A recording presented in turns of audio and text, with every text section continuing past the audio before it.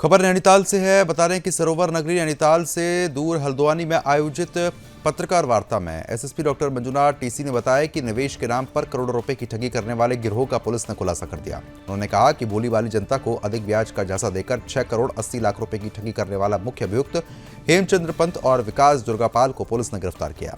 SSP ने बताया कि वर्ष 2017 में देवभूमि बहुउद्देशीय सहायता सहकारिता नामक संस्था हल्द्वानी और रामनगर में खोली गई थी। उत्तराखंड सरकार से पंजीकरण का हवाला देकर अल्मोड़ा, पिथौरागढ़, बागेश्वर, चंपावत, ऊधम सिंह नगर और नैनीताल के हजारों लोगों से निवेश कराया गया। जांच में सामने आया कि अभियुक्तों ने अपने सहयोगियों के साथ मिलकर निवेशकों की मेहनत की कमाई हड़प ली और फरार हो गए। एसएसपी ने बताया कि विशेष टीम ने दिल्ली, हरियाणा, लखनऊ तक दबिश दी और लालकुआ क्षेत्र में दोनों मुख्य अभियुक्तों को गिरफ्तार किया। जांच में अभियुक्तों के खाते से 2 करोड़ 26 लाख रुपए और 4 करोड़ 58 लाख रुपए लेन देन का खुलासा हुआ। दोनों शाखाएं बंद पाई गई। न्यायालय से वारंट और कुर्की आदेश प्राप्त हो गए हैं। एसएसपी ने आमजन से अपील की है कि अधिक लाभ के लालच में न आए। किसी भी निवेश योजना में पैसे लगाने से पहले उसके पंजीकरण और वैधता की खुद जांच करें। किसी भी संदिग्ध गतिविधि की सूचना तुरंत पुलिस को दे दें। नैनीताल पुलिस ने गिरफ्तारी टीम को इस बड़ी सफलता पर 2500 रुपए का नगद इनाम देने की घोषणा की और कहा कि जांच अभी भी जारी है।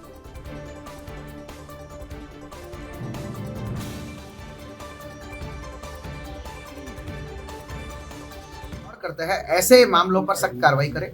इसी दिशा में हाल ही में संपन्न हुई कॉन्फ्रेंस में माननीय मुख्य सचिव महोदय और माननीय डीजीपी महोदय, माननीय आईजी महोदया मैम का भी सख्त निर्देश था कि धोखाधड़ी, विशेष रूप से जो गरीबों के साथ और मध्यम वर्ग के साथ जो धोखाधड़ी करते हैं और उनको मतलब ठगते हैं, उन पर कार्रवाई करें। हमने विशेष टीम गठित किया था।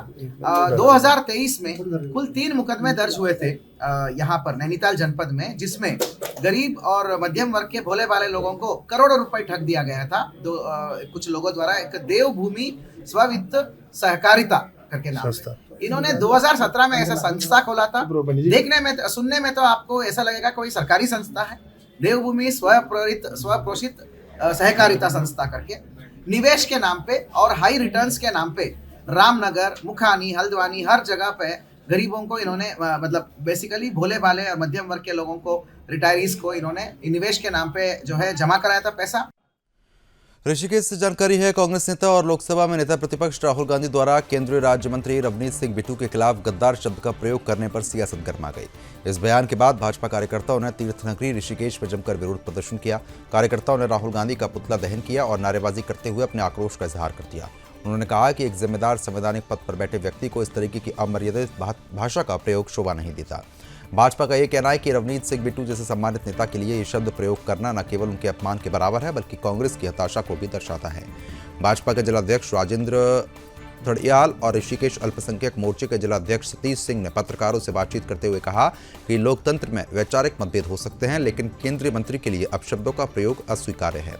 उन्होंने राहुल गांधी से अपील की है कि वह अपने इस बयान के लिए सार्वजनिक रूप से माफी मांगे। भाजपा कार्यकर्ताओं ने चेतावनी दी है कि यदि विपक्षी नेता अपनी भाषा में सुधार नहीं करते तो पार्टी सड़क से लेकर सदन तक अपना विरोध जारी रखेगी।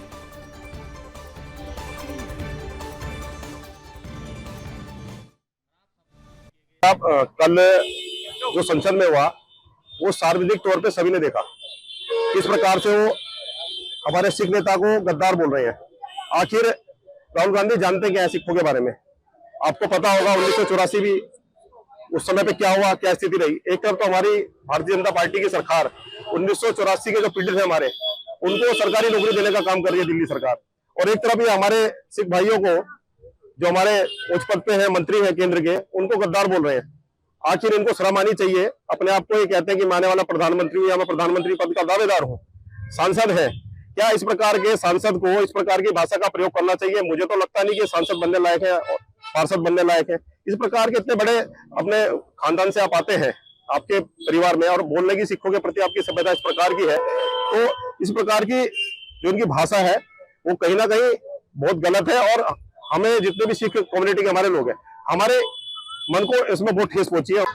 आज भारतीय जनता पार्टी जिला ऋषिकेश की ओर से जो कल राहुल गांधी जी द्वारा अपने सिख भाई रवनीत सिंह बिट्टू जी जो अपने केंद्रीय मंत्री हैं, उनको गद्दार शब्द का प्रयोग जो उनके द्वारा संसद में किया गया, जो एक बहुत ही मर्यादित भाषा है, और निश्चित रूप में एक नेता प्रतिपक्ष के नाते उनका जो ये भाषा प्रयोग की गई है, उस रूप में आज ऋषिकेश जिले की ओर से राहुल गांधी जी का पुतला दहन का कार्यक्रम यहाँ पर हुआ। और निश्चित रूप में सिख समाज एक सभ्य समाज है और वो हमारे केंद्रीय मंत्री है, उनके लिए उनको गद्दार शब्द का प्रयोग करना, इस रूप में हमने राहुल गांधी जी का पुतला फूंका है। और राहुल गांधी जी जो नेता प्रतिपक्ष हैं, उनको अपनी भाषा पे संयम रखना चाहिए। और सिख समाज एक वीर कौम है।